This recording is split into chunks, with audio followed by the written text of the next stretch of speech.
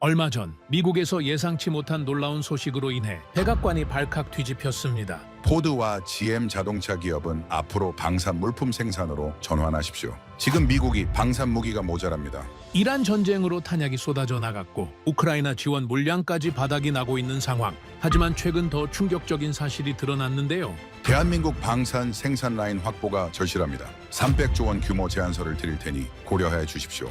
아니 며칠 전까지만 해도 한국을 압박하던 나라 아니었나요? 주한미군 철수 협박과 방위비를 더 내라며 요구했었고 필요할 때마다 파병 카드까지 꺼내 들었었죠.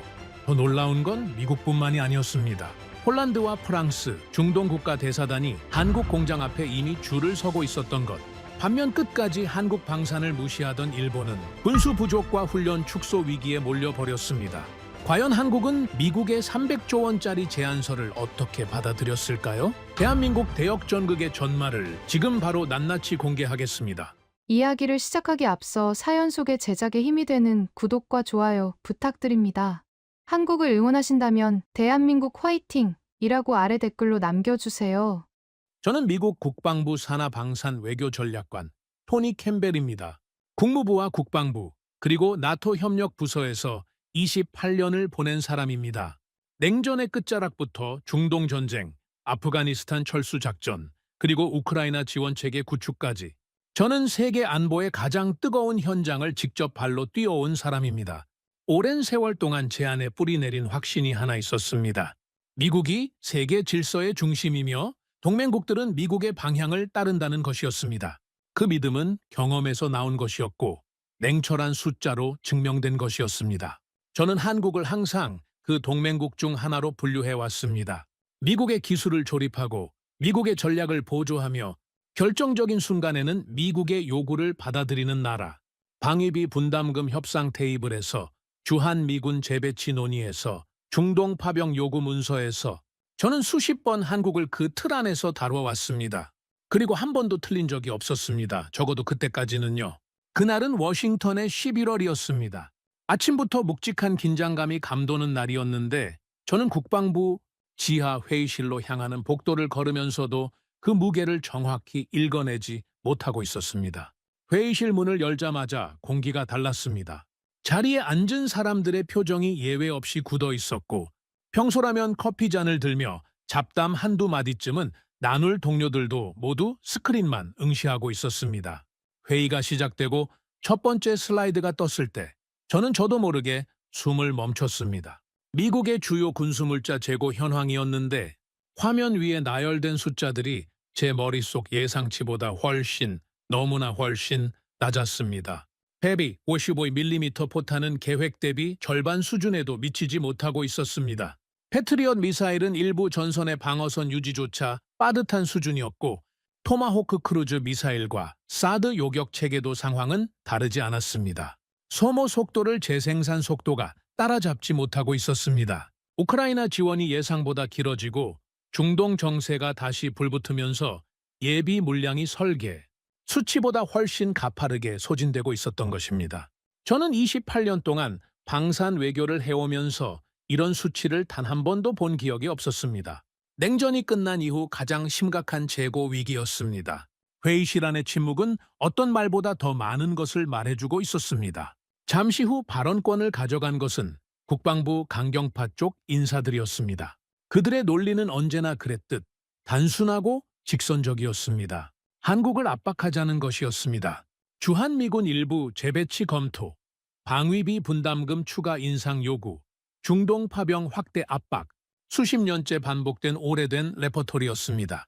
리처드 헤이스 차관보가 자리에서 일어났습니다. 그는 늘 확신에 찬 사람이었고 특히 동맹국 압박 문제에 있어서는 흔들림이 없는 사람이었습니다. 한국은 결국 안보 때문에 우리 요구를 들어줄 수밖에 없습니다. 늘 그랬고 이번에도 다르지 않을 겁니다. 저도 그 말에 고개를 끄덕였습니다. 한국은 북한이라는 현실적 위협 앞에서 미국의 안보 우산을 포기할 수 없는 나라였으니까요. 그리고 저는 그 판단이 흔들릴 이유를 아직까지는 찾지 못하고 있었습니다. 하지만 그 확신은 오래가지 못했습니다. 회의 막바지에 군수산업 담당 장성이 아무 말 없이 탁자 위에 서류 하나를 내려놓았습니다. 표지에는 흰 글씨로 선명하게 적혀 있었습니다. 대한민국 방산 생산 라인 전략 확보 방안. 저는 무심코 첫 장을 넘겼습니다. 그리고 그 순간부터 등바디에 기댈 수 없게 됐습니다. 그 문서에는 한국 방산 기업들과 추진할 장기 공급 협상 계획이 체계적으로 적혀 있었습니다. 155mm 포탄 대규모 조달, K9 자주포 생산 라인 활용 방안, 레드백 장갑차 도입 계획, 한국조선소와의 협력 가능성까지 포함된 전방위 패키지였습니다. 예상 계약 규모는 최소 300조 원. 저는 그 숫자를 보고 처음에는 잘못 읽은 줄 알았습니다. 하지만 3번을 다시 읽어도 숫자는 바뀌지 않았습니다. 그것도 모자라 미국이 직접 한국 기업에 자본을 투자하고 생산 물량의 우선 배정권을 확보하는 방안까지 내부 검토 중이라는 내용이 뒤따라 나왔습니다. 저는 잠시 문서에서 눈을 들어 회의실을 둘러봤습니다. 아무도 말하지 않았습니다. 다들 그 문서를 보고 있었거나 이미 알고 있는 사람들처럼 시선을 낮추고 있었습니다. 그 침묵이 숫자보다 더 무겁게 제 어깨를 눌렀습니다. 불과 30분 전까지만 해도 이 자리에서 한국을 압박해야 한다는 말이 나왔습니다. 하지만 지금 이 문서는 정반대의 이야기를 하고 있었습니다. 미국이 한국에게 선택받기 위해 조건을 내밀어야 하는 처지에 있다는 것을, 한국이 미국의 요구를 검토하는 시대가 아니라 미국이 한국의 입장을 먼저 물어야 하는 시대가 되었다는 것을, 오랜 경험과 냉철한 계산으로 쌓아온 제 세계관의 한쪽 벽이 조용히 그러나 분명하게 금이 가는 소리가 들리는 것 같았습니다. 회의가 끝난 직후 저는 사무실로 돌아와 폴란드 방산청 고위 관계자 마렉 코발스키에게 연락을 넣었습니다. 그와는 여러 방산협력 회의에서 마주쳐온 사이였고 한국 방산에 대해 각별한 시각을 가지고 있다는 점은 이미 알고 있었습니다. 저는 방금 본 300조 규모의 문서를 슬쩍 언급하며 그의 반응을 살폈습니다. 전화기 너머로 잠시 침묵이 흘렀습니다. 그러더니 그는 작게 웃으며 말했습니다. 이제야 아셨군요. 한국은 약속한 날짜 무기를 보내주는 유일한 나라입니다. 유럽 업체들은 서류와 정치 싸움만 반복하고 미국은 지금 자국 재고부터 걱정해야 하는 상황이지 않습니까? 저는 반박하려다 말았습니다. 틀린 말이 아니었기 때문입니다. 마렉은 계속 이야기했습니다. 폴란드가 러시아의 압박을 실질적으로 체감하며 군 현대화의 속도를 높이던 시절 이야기였습니다. 독일 전차는 계약을 해도 납기가 수년씩 밀렸고 프랑스 장비는 계약 조건을 두고 협상이 끝없이 이어졌습니다. 미국은 우크라이나 지원 물량을 우선시하느라 다른 나라에 줄 여유가 없었습니다. 국경 너머에서 전운이 무르익고 있는데 손에 쥔 무기가 없는 상황이 얼마나 공포스러운 일인지 그 이야기를 하는 마렉의 목소리에는 지금도 날이 서 있었습니다. 그때 한국이 움직였다고 했습니다. K2 전차와 K9 자주포, 천무 다연 장로켓 시스템과 포탄을 하나의 패키지로 엮어 구체적인 납기와 함께 제시했고 계약이 성사된 뒤에는 말 그대로 바로 다음 날부터 공장이 돌아가기 시작했다는 것이었습니다. 폴란드는 지금 한국 덕분에 러시아를 두려워하지 않게 됐습니다. 저는 전화를 끊고 한동안 창밖을 바라봤습니다. 워싱턴의 가을 하늘은 아무것도 모른다는 듯 높고 맑았습니다. 그날 저녁에는 일본 외무성 안보국 외교관 사토 케니치를 만났습니다. 우연이 아니었습니다. 우리 둘 다 아시아 안보 관련 비공개 간담회에 참석하는 자리였으니까요. 사토는 늘 그렇듯 차분하고 결제된 태도로 앉아 있었습니다. 저는 대화 중에 조심스럽게 한국 방산 쪽 이야기를 꺼냈습니다. 그러자 그는 표정 하나 흔들리지 않은 채 말했습니다. 일본은 미국과 유럽 공급망만으로 충분합니다. 한국 무기에 의존한다는 것은 일본의 입장에서 검토할 수 있는 사항이 아닙니다. 말투는 단호했고 논쟁을 허용하지 않는 분위기였습니다. 저는 더 이상 말을 잇지 않았습니다. 하지만 속으로는 전혀 다른 생각을 하고 있었습니다. 그날 회의에서 확인한 비공개 자료에는 일본의 포탄 확보와 미사일 부품, 조달이 이미 계획보다 지연되고 있다는 내용이 포함되어 있었기 때문입니다. 미국조차 한국에 손을 벌리는 상황에서 일본은 아직 자존심을 무기 삼아 버티고 있었습니다. 당장은 그 버팀이 통할 수도 있었습니다. 하지만 저는 그 저녁 내내 이상하게 불길한 느낌을 지울 수 없었습니다. 사토의 확신이 강할수록 그 확신이 무너지는 날의 충격이 얼마나 클지가 자꾸 머릿속에서 그려졌습니다. 그날 밤 저는 워싱턴 사무실로 돌아와 책상 앞에 앉았습니다. 스크린에는 여전히 낮은 숫자들이 떠 있었고 옆에는 300조 원짜리 문서가 열려 있었습니다. 저는 처음으로 한국이라는 나라를 완전히 처음부터 다시 들여다봐야겠다고 생각했습니다. 지금까지 제가 알고 있던 한국은 어쩌면 존재하지 않는 나라였을지도 모른다는 생각이 들기 시작했으니까요. 다음 날 아침, 저는 평소보다 2시간 일찍 출근했습니다. 책상 위에 한국 방산 관련 비공개 자료들을 한 묶음 꺼내놓고 하나씩 열기 시작했습니다. 솔직히 처음에는 반신반의했습니다. 재고 위기가 심각하다 보니 평가 자체가 부풀려졌을 수도 있다는 생각이었습니다. 방산 외교관으로 28년을 살면서 위기 상황마다 숫자가 과장되는 경우를 수없이 봐왔기 때문입니다. 하지만 페이지를 넘길수록 그 생각은 조금씩, 그러다 점점 빠르게 흔들리기 시작했습니다. K카우도 자주포 수출 현황, 폴란드와의 대규모 계약 내역, 호주의 레드백 장갑차 채택 결정, 중동 여러 나라들의 관심이 동시다발적으로 쏟아지고 있다는 현황 보고까지. 데이터는 제각각인 듯 보였지만 모두 한 방향을 가리키고 있었습니다. 그리고 특히 한 수치가 눈에 박혔습니다. 미국 방산업체들이 3년에서 5년이 걸린다고 견적을 낸 생산 물량을 한국 기업들은 1년에서 2년 안에 맞출 수 있다는 분석 자료였습니다. 저는 그 수치 앞에서 잠시 멈추지 않을 수 없었습니다. 단순히 가격 경쟁력이 높다는 이야기가 아니었습니다. 속도가 다르다는 것이었습니다. 전쟁이라는 상황에서 속도의 의미는 가격보다 훨씬 더 근본적이었습니다. 포탄 하나가 전선에 도달하는 시간이 전쟁의 판도를 바꾸는 것이 현대전의 현실이었으니까요. 저는 메모장을 꺼내 한 문장을 적었습니다. 한국은 단순히 무기를 잘 만드는 나라가 아니라 전쟁이 실제로 벌어졌을 때 가장 빨리 움직이는 나라다. 그 문장을 쓰고 나서 잠시 손을 멈추고 그것을 바라봤습니다. 28년 방산 외교 동안 저는 그 문장을 어느 나라에도 써본 적이 없었습니다. 그리고 그것이 저를 가장 불편하게 만들었습니다. 며칠 후 저는 마렉 코발스키와 다시 화상 회의를 잡았습니다. 이번에는 가볍게 떠보는 것이 아니라 제대로 들을 준비를 하고 임했습니다. 마렉은 한동안 말을 고르는 것 같더니 러시아 위협이 현실로 체감되기 시작했을 때 폴란드가 얼마나 절박했는지를 천천히 꺼냈습니다. 독일 전차는 계약 이후에도 납기가 수년씩 지연됐고 프랑스 장비는 계약 조건 하나를 두고 협상이 끝도 없이 이어졌습니다. 미국은 우크라이나 지원에 집중하느라 폴란드에 줄 수 있는 물량이 충분하지 않았습니다. 국경 너머에서 포성이 들려오는데 손에 쥔 무기가 없다는 것이 얼마나 공포스러운 일인지 그 이야기를 하는 말에게 목소리에는 지금도 파편 같은 날이 서 있었습니다.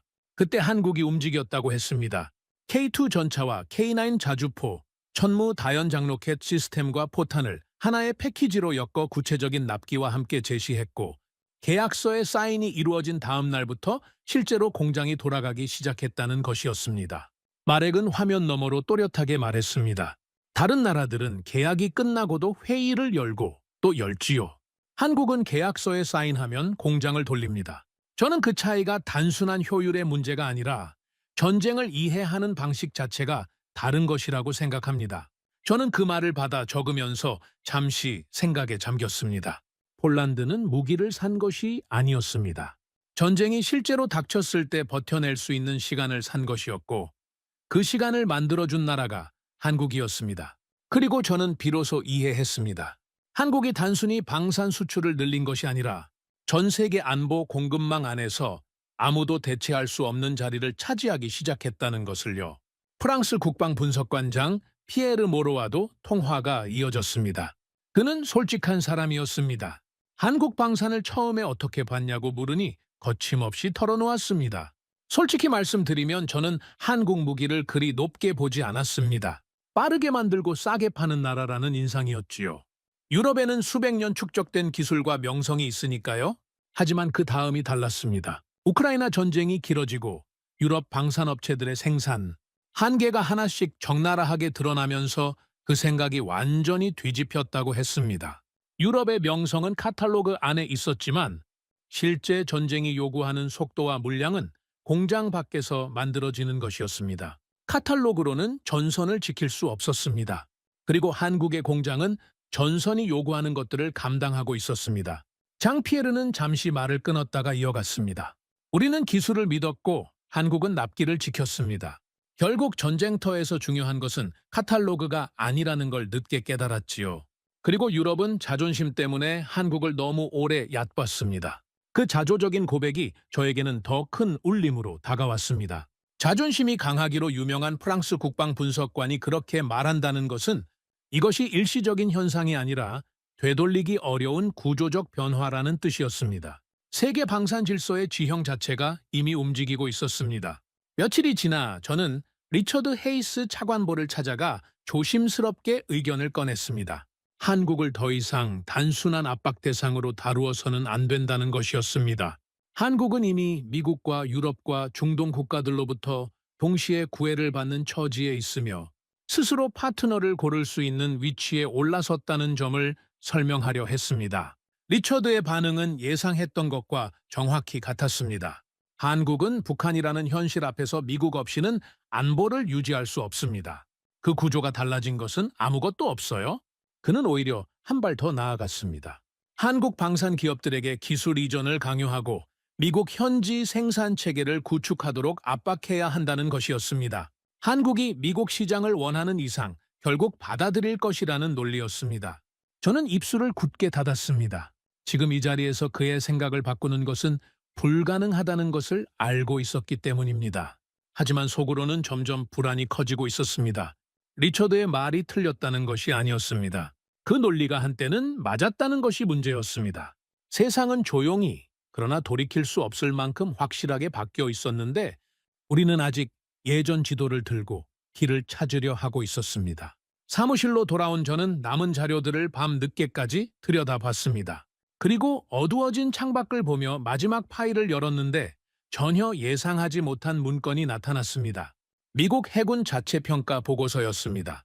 군함 유지 보수와 신규 함정 건조에서 심각한 병목 현상이 발생하고 있으며 그 돌파구로 한국 조선소와의 협력을 적극 검토해야 한다는 내용이었습니다. 한국 조선소들은 세계 최고 수준의 생산성과 공정관리 능력을 보유하고 있으며 미국 내부에서는 그 속도와 효율을 구조적으로 따라가기가 어렵다는 평가가 담겨 있었습니다. 미국 조선산업은 오랜 기간 민간 수주가 줄면서 숙련 인력과 설비가 동시에 쇠퇴해왔고 그 공백이 해군 전력 유지에 직접적인 위협이 되고 있었습니다. 그리고 마지막 문단에는 이런 문장이 있었습니다. 향후 미 해군의 경쟁력은 한국-조선 협력 여부에 달려있다. 저는 스크린 앞에서 한동안 움직이지 못했습니다.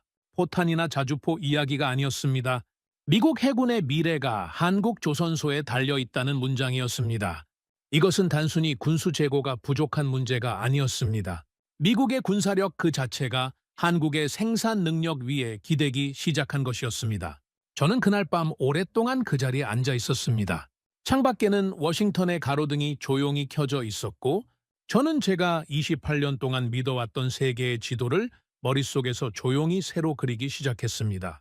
미국이 한국을 압박하던 시대가 끝나고 있는 것인지 아니면 이미 끝나 있는 것인지를 저는 그 밤에는 아직 알 수 없었습니다. 하지만 한 가지는 분명했습니다. 저는 한국을 직접 봐야 했습니다. 보고서와 숫자로는 더 이상 이 현실을 이해할 수 없었습니다. 워싱턴을 떠나는 비행기 안에서 저는 한동안 창밖을 바라봤습니다. 눈 아래로 구름이 펼쳐지고 있었고 저는 생각보다 훨씬 복잡한 감정을 끌고 태평양을 건너고 있다는 것을 느꼈습니다. 국방부에 낸 출장 명목은 비공식 조사였습니다. 리처드 헤이스 차관보는 출발 전날 제 앞에서 짧게 말했습니다. 한국 공장 몇 개 본다고 달라질 건 없습니다. 저는 그 말에 아무것도 대답하지 않았습니다. 하지만 그 말이 비행 내내 머릿속을 떠나지 않았습니다. 과거 제 책상 서랍 어딘가에는 제가 직접 기한했던 문서들이 있었습니다. 주한미군 재배치를 압박카드로 검토했던 보고서, 방위비 분담금 인상 협상 전략서, 중동 파병 확대 요구안. 저는 그것들을 한국을 다루는 도구처럼 써왔습니다. 그때는 전혀 이상하다고 생각하지 않았습니다. 그것이 미국의 방식이었고 한국은 늘 결국 받아들였기 때문입니다. 그런데 지금은 그 문서들을 만들던 손으로 한국행 비행기 안에 앉아 있었습니다. 무언가를 증명하러 가는 것인지 아니면 무언가를 인정하러 가는 것인지 저는 아직 그 답을 알지 못했습니다. 한국에 도착한 첫날은 이동과 브리핑으로 채워졌습니다. 그리고 이튿날 아침, 저는 처음으로 한국의 포탄 생산 라인과 자주포 조립 공장 안에 들어섰습니다. 안으로 발을 내딛는 순간 저는 몸이 굳는 것을 느꼈습니다. 미국의 방산 공장을 수도 없이 방문했던 저였습니다. 거기에는 늘 익숙한 풍경이 있었습니다.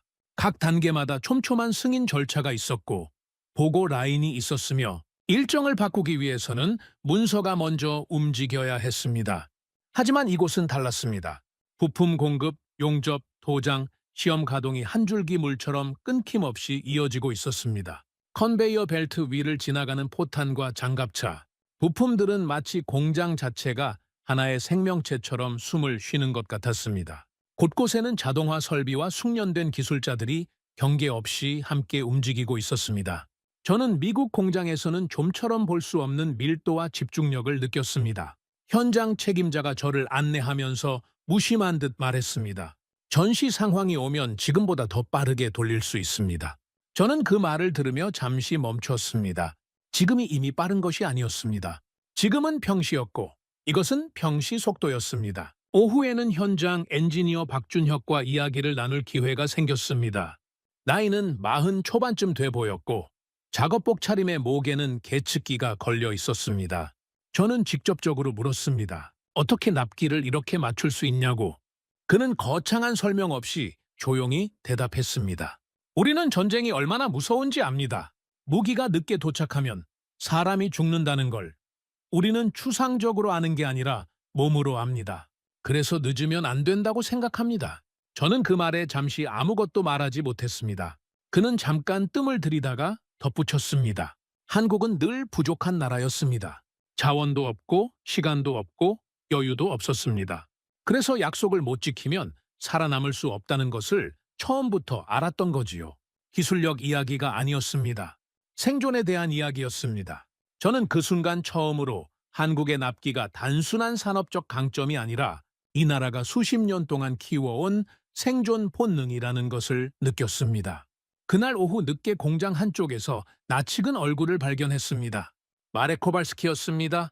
그는 폴란드 방산청 대표단과 함께 K9 자주포 유지 체계를 점검하러 온 것이었습니다. 저를 발견한 마렉은 웃으며 손을 내밀었습니다. 이제 직접 보시니 어떻습니까? 저는 솔직하게 대답했습니다. 보고서보다 훨씬 더했습니다. 마렉 뒤에 있던 폴란드 군 관계자들은 실제 납품된 장비들을 하나씩 살펴보며 만족스러운 표정을 감추지 않았습니다. 한 폴란드 장교가 말했습니다. 유럽 업체들은 계약 이후에도 온갖 사유를 들어 일정을 미뤘습니다. 한국은 일정이 밀릴 것 같으면 오히려 인력을 더 투입했습니다. 그 차이가 지금 폴란드 동쪽 국경을 지키고 있습니다. 저는 그 말을 들으면서 한국 방산이 단순히 산업적 성공이 아니라는 것을 다시 확인했습니다. 폴란드는 한국 무기 덕분에 실질적인 안보 자신감을 얻었습니다. 그리고 그 자신감은 어떤 동맹 조약보다 더 단단한 종류의 것이었습니다. 마렉은 K9 자주포를 바라보다가 제게 말했습니다. 폴란드는 지금 한국 시간으로 움직이고 있습니다. 납기와 속도가 안보의 언어가 되었으니까요. 그날 저녁 저는 비공개 자리에서 일본 외교관 사토 케니치를 다시 만났습니다. 그는 일본 방산 관계자들과 함께 한국 측 관계자들과 비공식 만남을 가지는 자리에 나와 있었습니다. 사토는 여전히 단호했습니다. 일본은 미국과 유럽의 공급망만으로 충분합니다. 한국산 장비에 의존하는 선택은 일본이 검토할 사항이 아닙니다. 하지만 그가 먼저 자리를 뜬 뒤 일본 방산 관계자 한 명이 조용히 제 옆으로 다가왔습니다. 주변을 한번 살핀 그는 목소리를 낮췄습니다.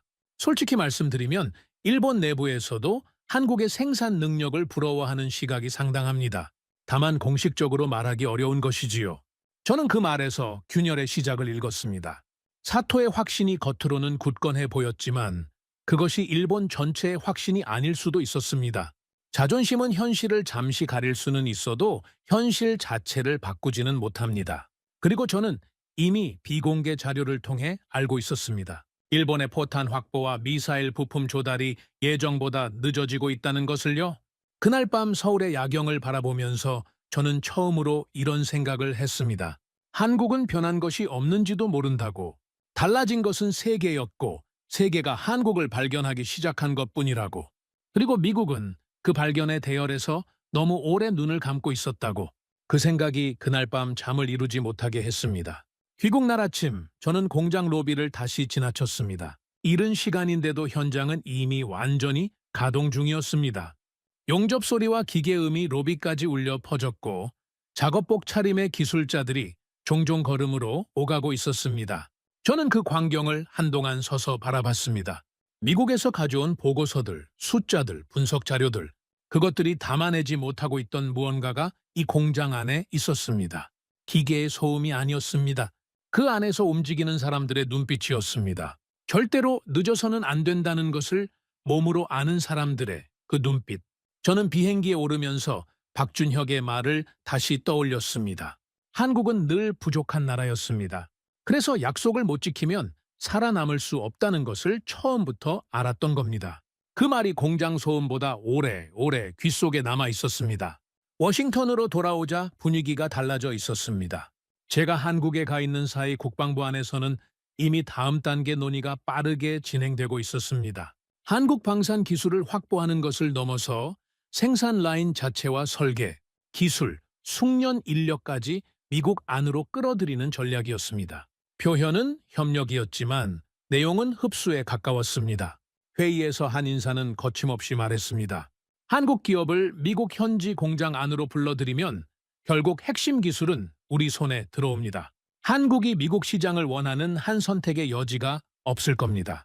리처드 헤이스 차관보는 그 말에 고개를 끄덕였습니다. 저는 그 장면을 바라보며 불안을 느꼈습니다. 한국 공장에서 직접 보고 들은 것들이 있었기 때문입니다. 한국은 이미 미국만 바라보는 나라가 아니었습니다. 미국이 협상을 질질 끄는 사이 다른 나라들이 줄을 서고 있었고 한국은 그 줄 앞에서 상대를 고르는 입장에 서 있었습니다. 저는 마음속으로 생각했습니다. 한국은 더 이상 선택받는 나라가 아니다. 누구를 선택할지 고민하는 나라가 되어 있다. 며칠 후 미국 대표단이 한국 정부와 방산 기업들을 상대로 비공개 협상에 들어갔습니다. 미국은 대규모 계약 물량과 현지 공장 부지 제공, 세제 혜택을 내세우며 기술 이전과 생산 라인 이전을 테이블 위에 올렸습니다. 그리고 한국 측의 첫 반응은 제가 예상했던 것보다 훨씬 차가웠습니다. 한국 정부 관계자는 조용하지만 분명하게 선을 그었습니다. 협력은 얼마든지 논의할 수 있습니다. 하지만 핵심 기술 이전은 협력의 범주가 아닙니다. 그 부분은 다른 테이블에서 다뤄야 합니다. 한국 방산기업 임원 역시 한 발도 물러서지 않았습니다. 미국이 원한다고 해서 우리가 오랜 시간 쌓아온 것을 넘길 수는 없습니다. 그것은 기업의 미래 자체이기 때문입니다. 특히 미국의 계약 변경 전례와 기술 유출 사례, 그리고 미국 내 외국 기업에 대한 규제 리스크가 한국 내부에서 강하게 거론된다는 사실이 협상 자리에서 명확히 드러났습니다. 저는 회의실 안을 둘러봤습니다. 미국 대표단이 조건을 설명할 때 한국 측의 눈빛에는 경청보다 냉정한 계산이 담겨 있었습니다. 그리고 저는 그 순간 처음으로 협상 테이블에서 을처럼 느껴지는 쪽이 미국이라는 사실을 체감했습니다. 오랜 외교관 생활 동안 이런 느낌을 받아본 것은 처음이었습니다. 그 즈음 장 피에르 모로가 연락을 해왔습니다. 프랑스가 한국과 포탄 생산 기술 협력을 비공식적으로 타진하고 있다는 것이었습니다. 그는 말했습니다. 미국이 시간을 끌고 있는 동안 유럽도 가만히 있지는 않습니다. 프랑스는 한국과 공동 생산 방식을 검토하고 있습니다.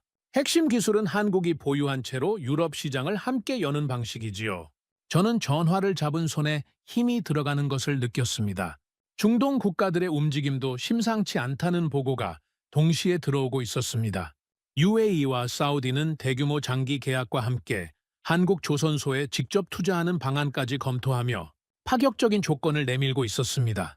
드론 기술과 미사일 방어 체계까지 협력 범위를 넓히려는 움직임도 포착됐습니다. 장 피에르는 통화 말미에 이렇게 덧붙였습니다. 이제는 미국도 번호표를 뽑아야 하는 상황입니다. 그 말이 농담처럼 들리지 않았습니다. 한국은 미국과만 협상하는 것이 아니었습니다. 폴란드, 프랑스, 중동 국가들, 호주까지 세계 각국이 동시에 한국의 문을 두드리고 있었습니다. 그리고 한국은 그 앞에서 조급해하지 않았습니다. 일본 상황은 더 이상 복선이 아니게 됐습니다. 미국이 한국에 우선 공급을 요청하기 시작하면서 일본이 확보하려던 일부 군수 물량이 밀리기 시작했습니다. 포탄과 미사일 부품, 군수 강제 확보 일정이 늦어졌고 일본 내 언론에서도 공급망 우려가 수면 위로 올라오기 시작했습니다. 사토 케니치는 미국 측에 공식적으로 요청을 넣었습니다. 일본 물량을 우선적으로 보장해달라는 것이었습니다. 그러나 돌아온 답은 짧고 냉정했습니다. 현재 미국도 여유 물량이 없는 상황입니다. 저는 그 답변 문서를 봤을 때 사토의 얼굴을 떠올렸습니다. 그가 한국을 의지하는 것은 일본 자존심에 맞지 않는다고 했을 때의 그 단호한 표정이, 하지만 현실은 그 자존심을 기다려주지 않았습니다. 자위대 일부 훈련 탄약이 줄어들고 있었고 한국과 협력한 폴란드와 호주, 중동 국가들이 빠르게 무장하는 것을 일본은 손을 쥔 채 바라봐야 했습니다. 저는 생각했습니다. 현실을 직시하지 않는 대가는 언제나 현실이 먼저 청구합니다. 저는 워싱턴으로 돌아온 후 리처드 헤이스와 단둘이 자리를 가졌습니다. 저는 그동안 쌓아온 것들을 꺼냈습니다. 한국 공장에서 직접 목격한 것, 마렉과 장, 피에르의 말, 미국이 협상 테이블에서 느꼈던 냉기, 그리고 일본의 현실까지, 그리고 저는 말했습니다. 우리가 계속 압박 카드를 꺼내는 순간 한국은 다른 방향을 선택합니다. 그리고 그 방향이 완전히 굳어지고 나면 미국이 후회해도 되돌릴 수 없습니다. 리처드는 잠시 제 눈을 바라봤습니다. 그리고 예상대로 말했습니다. 한국은 미국 없이 안보를 유지할 수 없습니다. 그 현실이 바뀌지 않는 한 결국 우리 쪽으로 올 수밖에 없어요. 저는 잠시 숨을 고른 뒤 말했습니다. 그렇게 생각하는 바로 그 순간 미국은 가장 중요한 동맹을 잃게 될 겁니다. 회의실 안에 냉랭한 침묵이 흘렀습니다. 리처드의 표정이 굳어졌습니다. 저도 더 이상 말을 잇지 않았습니다. 하지만 이번에는 달랐습니다. 저는 그 침묵 속에서 처음으로 확신했습니다. 지금 미국의 진짜 적은 중국도 러시아도 아니라는 것을요. 변해버린 세계 질서를 인정하지 않으려는 우리 자신의 오만이 가장 큰 위협이었습니다. 그리고 저는 그날 사무실로 돌아오자마자 보고서를 쓰기 시작했습니다. 커리어를 걸어야 할 수도 있었습니다. 하지만 더 이상 늦출 수 없었습니다. 워싱턴으로 돌아와 보고서를 쓰기 시작한 지 며칠이 지났을 무렵 협상 테이블의 분위기가 조금씩 바뀌기 시작했습니다. 처음에는 아주 작은 변화였습니다. 미국 대표단이 회의 시작 전에 한국 측 담당자에게 먼저 의견을 묻는 일이 생겼습니다.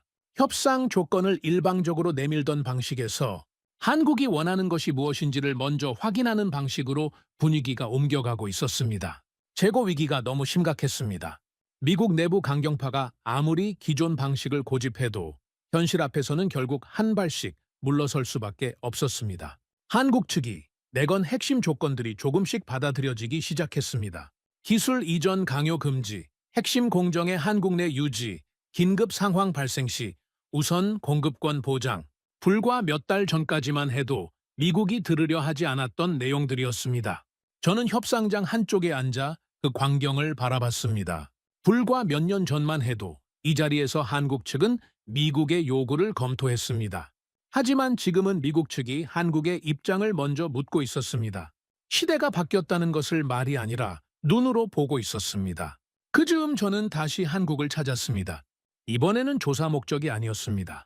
협상 지원 명목이었지만 솔직히 말하면 저 자신이 다시 그곳을 보고 싶었습니다. 공장에 도착했을 때 저는 잠시 로비에 멈춰 섰습니다. 벽 한쪽에 여러 나라의 국기가 세워져 있었습니다. 미국 성조기, 폴란드 국기, 프랑스 3색기, 사우디와 UAE 국기, 호주 국기까지. 그 옆에는 각국 언어로 된 통역 팻말이 줄지어 있었고 복도 안쪽에서는 여러 언어가 동시에 오가는 소리가 들려왔습니다. 단순 구매를 넘어선 협의들이 동시에 진행되고 있었습니다. 장기 계약, 공동 개발, 기술 협력, 우선 공급권 확보를 놓고 나라마다 서로 다른 조건을 내밀며 경쟁하고 있었습니다. 조선소 쪽에서는 미국 해군 관계자와 중동 국가, 대표단이 같은 생산 라인을 나란히 둘러보며 경쟁적으로 질문을 던지는 장면까지 펼쳐졌습니다. 한국 측 담당자들은 조급해하지 않았습니다. 필요한 것을 설명하되 서두르지 않았습니다. 그들에게는 지금 이 대열이 생소한 것이 아니라는 듯한 태도였습니다. 저는 그 로비에 서서 생각했습니다. 이곳이 지금 세계 안보 질서의 중심이라고.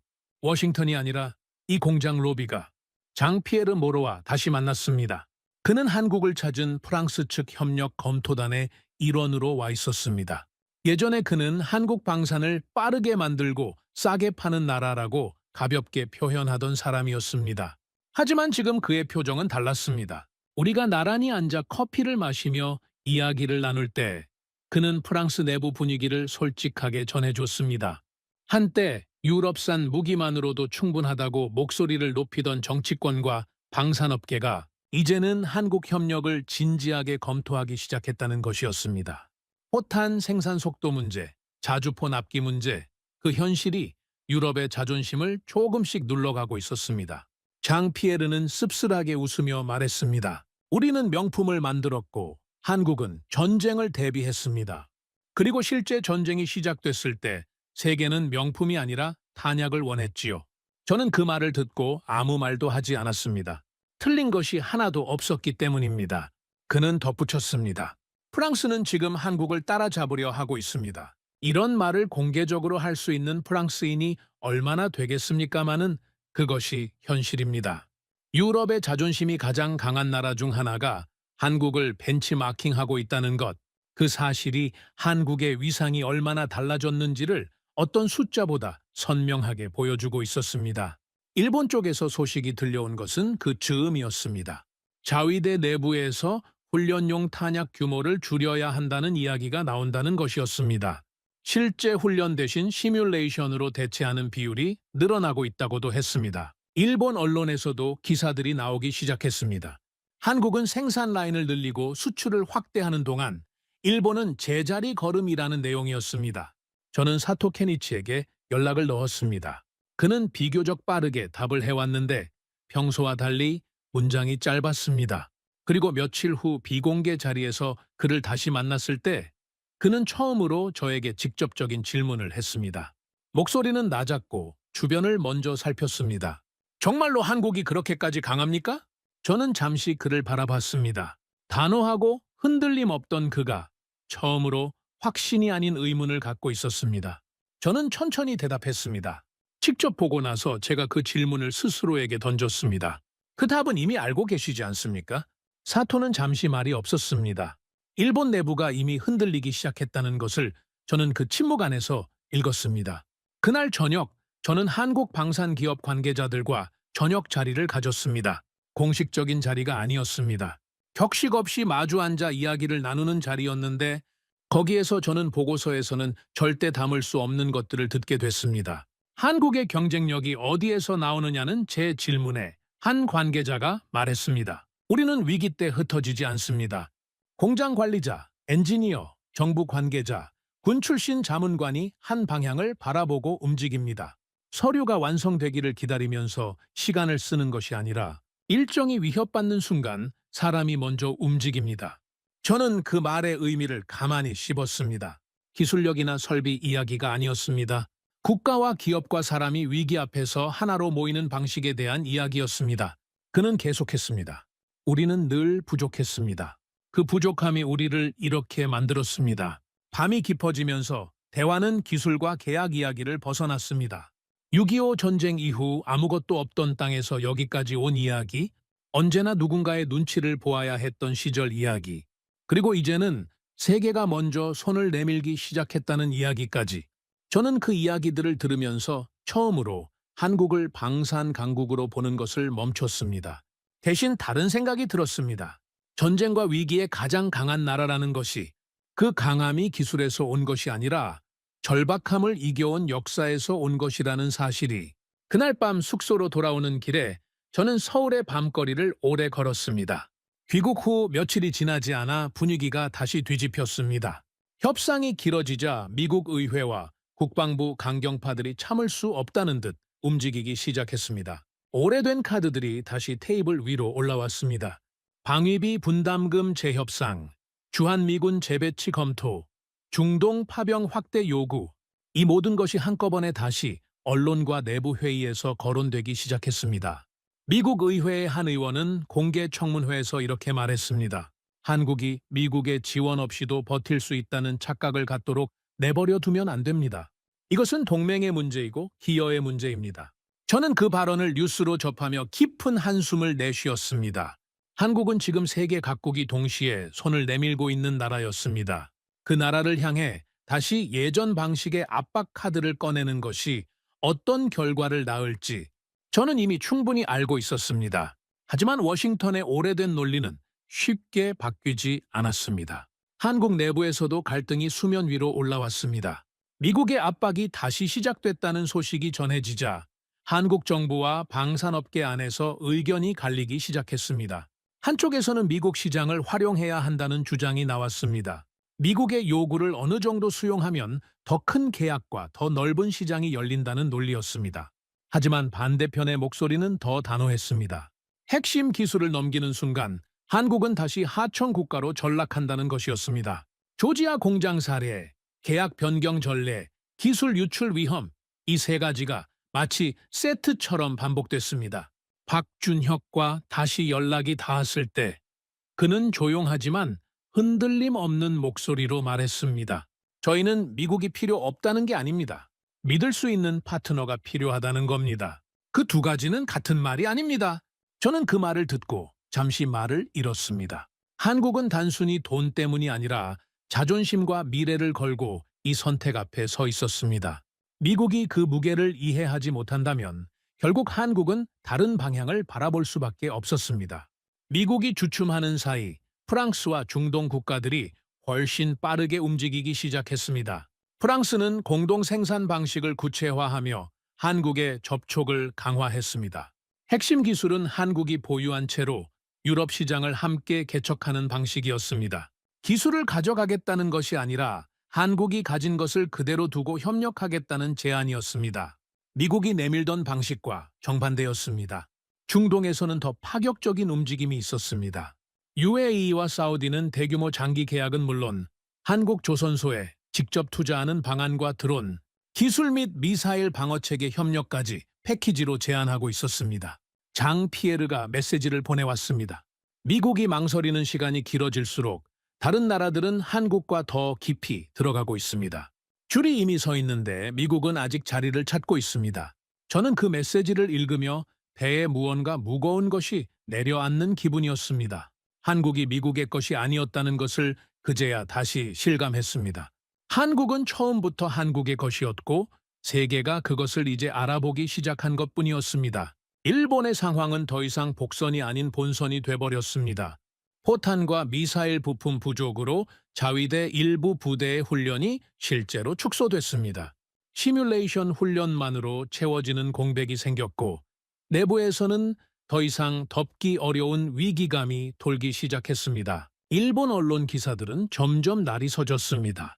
한국은 방산 수출을 넓히고 생산 라인을 늘리는 동안 일본은 왜 절차만 늘리고 있냐는 비판이었습니다.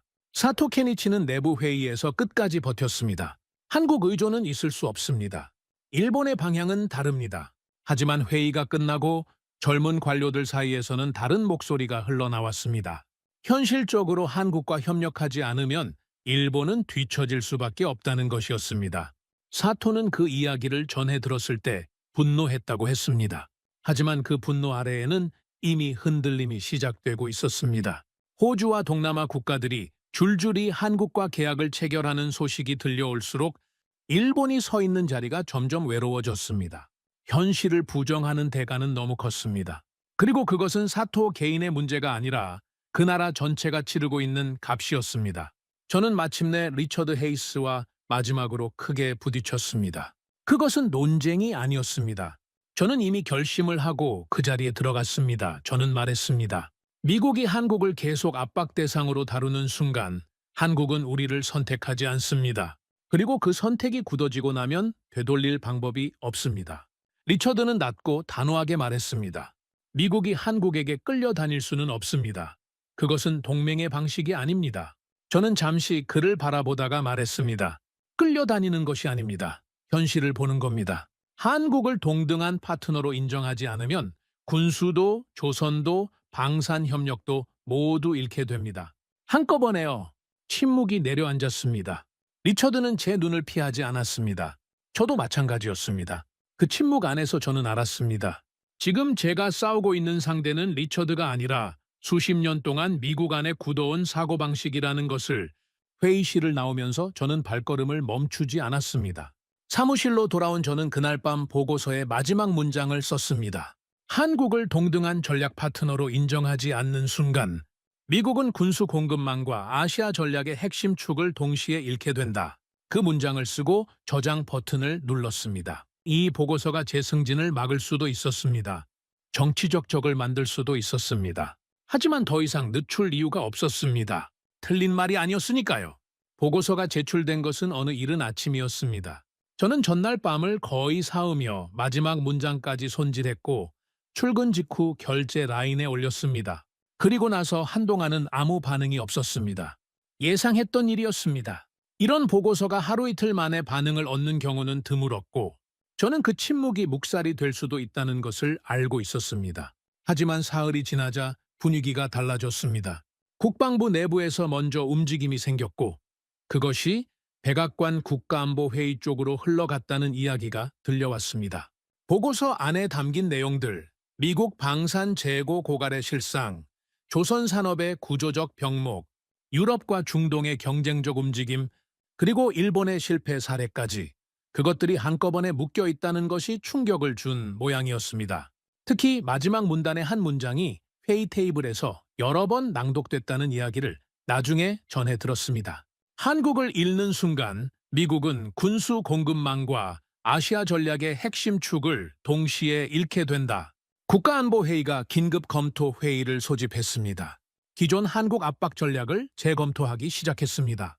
리처드 헤이스조차 처음에는 강하게 반발했지만 군수 재고 수치와 동맹국들의 움직임을 거듭 확인하며 결국 입장을 바꾸기 시작했습니다. 미국 내부에서 처음으로 조용하지만 분명하게 한 방향으로 분위기가 모이기 시작했습니다. 한국은 더 이상 통제 대상이 아니라 반드시 붙잡아야 하는 파트너라는 방향으로. 몇 주가 지나 미국은 한국의 전례 없는 조건을 담은 전략 협정안을 제시했습니다. 기술 이전 강요 금지를 명문화하고 한국 생산 라인의 주권을 존중하며 포탄과 자주포와 조선 분야에서 장기 계약을 보장하는 내용이었습니다. 일부 핵심 무기 체계를 한국과 공동으로 운영하는 방안까지 포함됐습니다. 저는 협상장에서 미국 대표단의 태도가 완전히 달라진 것을 느꼈습니다. 압박이 아니었습니다. 설득이었습니다. 미국 측 수석 대표가 조용하고 진지하게 말했습니다. 이제는 동맹 관계 이전에 공동 생존의 문제입니다. 우리는 그 현실을 너무 늦게 직시했습니다. 한국 측은 잠시 침묵했다가 논의를 이어갔습니다. 그 침묵이 수락도 거절도 아닌 숙고라는 것을 저는 알 수 있었습니다. 저는 협상장 한편에 앉아 그 장면을 바라봤습니다. 불과 몇 년 전만 해도 이 자리에서 미국은 요구하는 쪽이었습니다. 하지만 지금은 미국이 먼저 머리를 낮추고 있었습니다. 세계의 움직임도 빠르게 정렬되고 있었습니다. 폴란드는 한국과 추가 계약을 체결하며 유럽 안에서 한국 방산의 가장 강한 지지자가 됐습니다. 프랑스는 자존심을 내려놓고 포탄과 자주포 생산 협력을 공식 검토 단계에 올렸습니다. 중동 국가들은 조선소 투자와 드론 기술 협력, 미사일 방어 체계까지 포함한 대규모 패키지 계약을 준비하고 있었습니다. 호주와 동남아 여러 나라들도 한국과 먼저 손을 잡지 않으면 뒤처진다는 분위기가 역력했습니다. 한국 공장과 조선소는 세계 안보 공급망의 중심지처럼 변해 있었습니다. 저는 다시 찾은 공장 로비에서 각국 대표단이 줄지어 기다리는 모습을 바라봤습니다. 세계가 워싱턴만 바라보던 시대가 끝나고 있었습니다. 많은 나라들이 이제는 서울을 보고 있었습니다. 그것은 미국이 약해진 것이 아니었습니다. 세계가 더 넓어진 것이었습니다. 그리고 한국은 그 넓어진 세계의 중심에 조용히 그러나 확실하게 서 있었습니다. 사토 케니치를 마지막으로 만난 것은 그 즈음이었습니다. 그는 제게 먼저 연락을 해왔습니다. 만나자는 말 외에 다른 설명이 없었습니다. 약속 장소에 나타난 그는 예전과 달랐습니다. 언제나 반듯하게 세워져 있던 어깨가 조금 내려가 있었고 말을 꺼내기 전에 커피잔을 한참 내려다봤습니다. 그리고 그는 말했습니다. 우리는 너무 늦게 현실을 봤습니다. 저는 그 말에 아무것도 대답하지 않았습니다. 그가 이어갔습니다. 자위대 내부에서도 이제는 공개적으로 말이 나옵니다. 한국의 속도와 생산 능력을 인정하지 않으면 일본은 계속 뒤처진다고요. 저는 그 말이 옳다는 것을 알고 있었지만 인정하는데 너무 오래 걸렸습니다. 사토의 목소리에서는 분노가 아니라 피로가 느껴졌습니다. 자존심이 오래 버텨온 자리에 남겨진 피로감이었습니다. 저는 그를 바라보며 생각했습니다. 현실은 늘 기다려줬습니다. 하지만 그 기다림에도 끝이 있었고 일본은 너무 늦게 그 사실을 알았습니다. 그날 오후 저는 박준혁을 다시 찾아갔습니다. 그는 작업복 차림으로 현장에 있었습니다.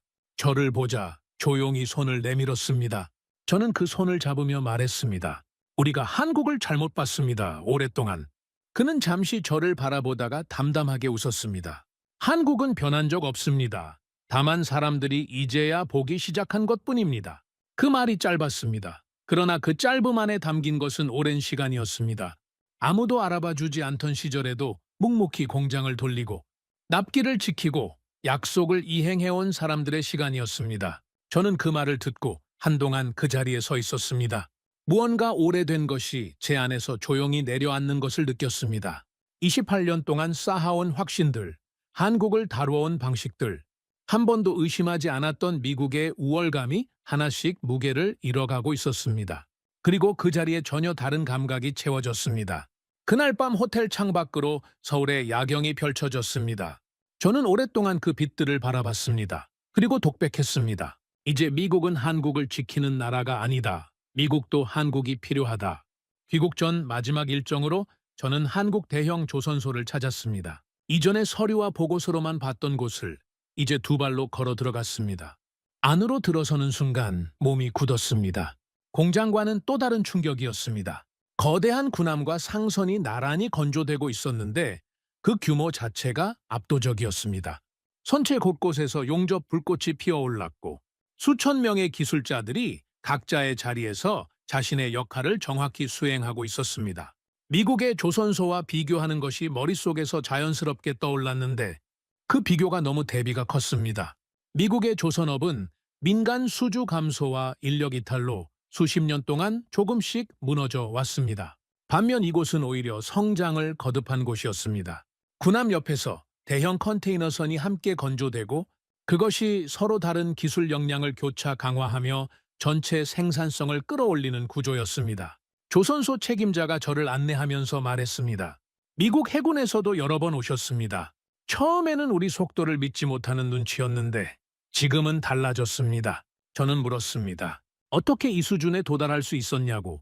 그는 잠시 선체를 바라보다가 말했습니다. 우리는 늘 부족했기 때문에 더 빨라질 수밖에 없었습니다. 부족함이 우리를 여기까지 이끈 겁니다. 저는 그 말이 박준혁의 말과 겹치는 것을 느꼈습니다. 한국 사람들이 공통적으로 가지고 있는 무언가가 있었습니다. 부족함을 부끄러워하는 것이 아니라 그것을 동력으로 삼아온 역사, 그리고 그 역사가 지금 세계에서 가장 강한 경쟁력이 되어 있었습니다. 미국으로 돌아가는 비행기가 이륙했습니다. 창밖으로 서울의 불빛이 점점 작아지다가 구름 아래로 사라졌습니다. 저는 좌석에 등을 기대며 지난 몇 달을 처음부터 되짚었습니다. 11월의 워싱턴 회의실, 저를 굳게 만들었던 재고 수치, 300조 원 문서의 첫 페이지, 말에게 웃음, 장피에르의 씁쓸한 고백, 박준혁의 조용한 눈빛, 사토의 지친 목소리, 그리고 조선소의 용접 불꽃까지 그 모든 것들이 하나의 흐름 위에 놓여 있었습니다. 그 즈음 미국 내부 분위기는 이미 눈에 띄게 달라져 있었습니다. 의회에서도 한국을 압박 대상으로 거론하는 목소리가 현저히 줄어들었습니다. 주한미군 철수 카드, 방위비 인상 요구, 파병 압박, 그런 언어들이 이제는 오히려 미국의 실익을 해친다는 공감대가 만들어지고 있었습니다. 한 의원은 공청회에서 말했습니다. 이제는 한국을 지키는 것이 아니라 한국과 함께 살아남아야 하는 시대입니다. 리처드 헤이스는 제가 귀국한 뒤 처음으로 먼저 찾아왔습니다. 그는 자리에 앉더니 잠시 말을 고르다가 말했습니다. 우리가 한국을 너무 늦게 알아봤군. 그것이 전부였습니다. 하지만 그 짧은 문장 안에는 오랜 고집이 무너지는 소리가 담겨 있었습니다. 저는 고개를 끄덕이는 것으로 대신했습니다. 할 말은 이미 다 했습니다. 이제는 말이 아니라 움직임이 필요한 시간이었습니다.